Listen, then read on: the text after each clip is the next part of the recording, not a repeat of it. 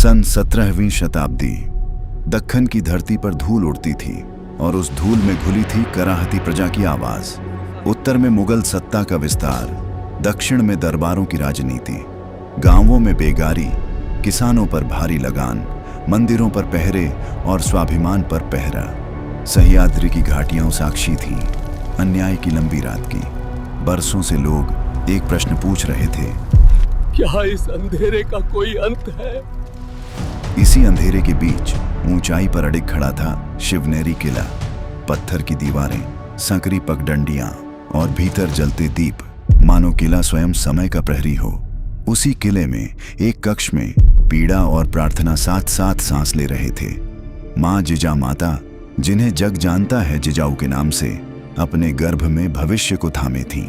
बाहर आकाश में बादल उमड़ते घुमड़ते, भीतर उनके हृदय में संकल्प गहराता जाता।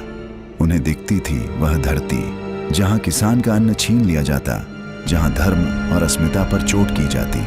उन्होंने आंखें बंद की, मंदिर की ओर मुख किया। हे जगदम्बा, यदि पुत्र जन्म ले तो उसे ऐसा बनाना कि वो अन्याय के सामने झुके नहीं, वो इस मिट्टी की लाज रखे। किले के प्रहरियों ने देखा, हवा अचानक तेज हुई, मशालें डगमगाईं, पेड़ों की डालियां झुक गईं, जैसे सह्याद्री स्वयं किसी आने वाले क्षण को प्रणाम कर रहा हो। दूर क्षितिज पर बिजली चमकी और फिर गहरी गर्जना। उस रात समय ठहर सा गया था। कक्ष के भीतर दीपक की लौ कांप रही थी। दाई की धीमी फुसफुसाहट, जिजाऊ की भारी सांसें और बीच बीच में मंदिर की घंटी की अनुगूंज, सब मिलकर एक अदृश्य संगीत रच रहे थे। जिजाऊ के मन में चित्र उभरते, अपमानित स्वाभिमान, रौंदी हुई आशाएं और फिर एक नया प्रभात।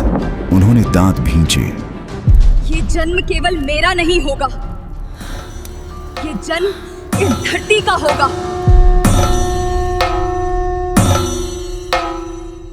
उसी क्षण बादल फिर गरजे। आकाश में चांद बादलों को चीरता हुआ निकला और उसकी श्वेत किरणें किले की प्राचीर पर टिक गईं। मंदिर में रखी भवानी माता की प्रतिमा के सामने दीप अचानक प्रज्वलित हो उठा, जैसे किसी ने अदृश्य हाथों से लौ को ऊंचा कर दिया हो। और फिर एक तीव्र, स्पष्ट, निर्भीक रोदन ने कक्ष को भर दिया। दाई की आंखों में विस्मय था। पुत्र हुआ है। जिजाऊ ने आंखें खोली, आंसू बह निकले, पर वे पीड़ा के नहीं थे। वह क्षण साधारण नहीं था, वह एक युग का मोड़ था। उन्होंने नवजात को अपनी गोद में लिया। बाहर हवा शांत हो गई, बादल धीरे धीरे छूटने लगे, चांद पूर्ण आभा में चमक उठा। शिवनेरी किला स्थिर खड़ा था, इतिहास को अपनी दीवारों में दर्ज करता हुआ।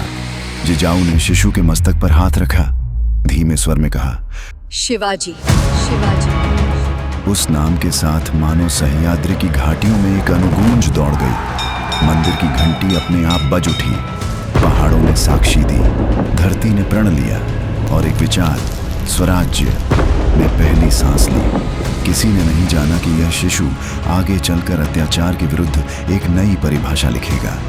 पर उस रात, उस कक्ष में एक सत्य जन्म ले चुका था। जब अन्याय अपनी सीमा पार कर जाता है तो इतिहास स्वयं एक उत्तर को जन्म देता है।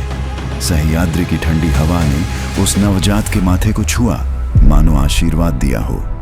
जिजाऊ ने उसे अपने आंचल में समेट लिया। दीपक की लौ अब स्थिर थी, बाहर चांद अटल। अंधेरी रात के गर्भ से एक नया सवेरा जन्म ले चुका था। जय भवानी, जय शिवाजी।